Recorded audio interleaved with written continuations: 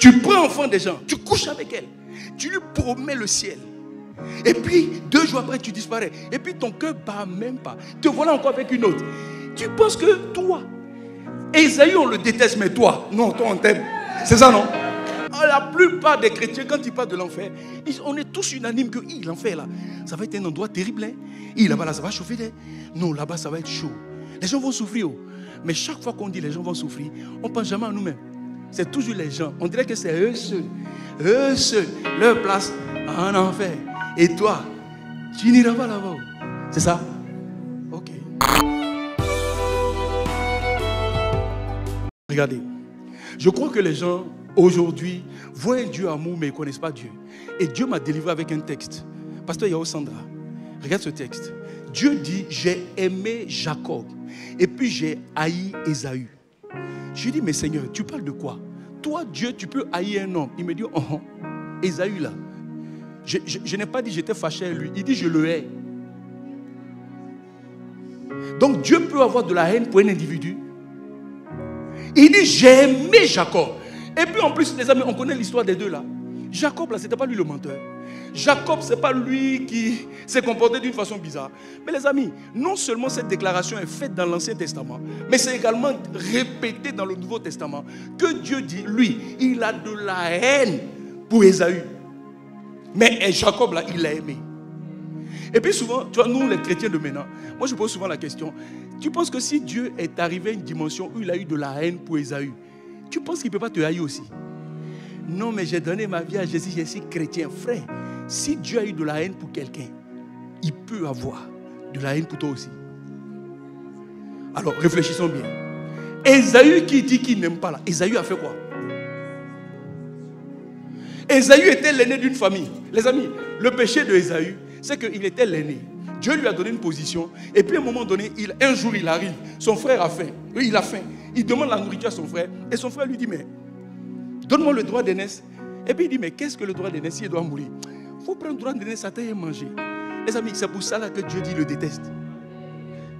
Tu vois, pendant que je te raconte l'histoire d'Ésaü là, est-ce que tu n'as pas voir ta vie un peu?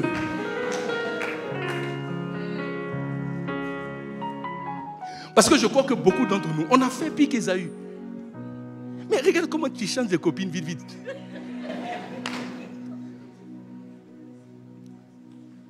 Tu prends enfant des gens, tu couches avec elle, tu lui promets le ciel.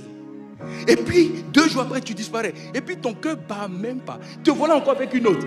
Tu penses que toi, Ésaü, on le déteste, mais toi, non, toi, on t'aime. C'est ça, non? C'est ce que tu crois? Les amis, parfois réfléchissons.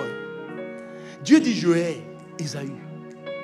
Et puis c'est pas que ça a été raconté une fois seulement dans les Écritures. Les amis, vous allez plus loin. Dans le Nouveau Testament, Dieu rappelle sa haine contre lui.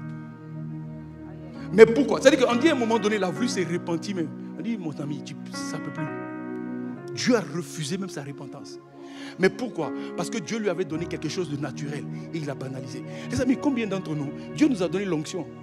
L'onction pour évangéliser, l'onction pour gagner des âmes. On a le power de Dieu. Le Saint-Esprit habite en nous. Mais la façon dont on le traite là, tu penses que façon Dieu a haï Ésaü là, toi tu es trop bon.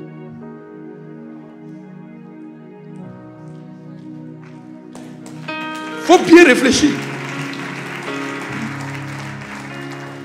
Même en général, les amis, quand on parle de l'enfer, je parle souvent de l'enfer avec les chrétiens. Et je leur demande qu'est-ce qu'ils en pensent. La plupart des chrétiens, quand ils parlent de l'enfer, on est tous unanimes que l'enfer là, ça va être un endroit terrible. Hein? Là-bas, là, ça va chauffer. Hein? Non, là-bas, ça va être chaud. Les gens vont souffrir. Oh. Mais chaque fois qu'on dit les gens vont souffrir, on ne pense jamais à nous-mêmes. C'est toujours les gens. On dirait que c'est eux seuls, leur place en enfer. Et toi, tu n'iras pas là-bas. C'est ça? Ok. Comme toi, tu es mieux que Ésaü. Ok. Les amis, je veux que quelqu'un réfléchisse. Il y a des attitudes que nous avons. Ce n'est pas parce que Dieu ne nous tue pas comme il a tué Ananias et Saphira que ça veut dire que toi, Dieu t'accepte. Je veux que quelqu'un comprenne qu'il est en danger par la vie qu'il mène.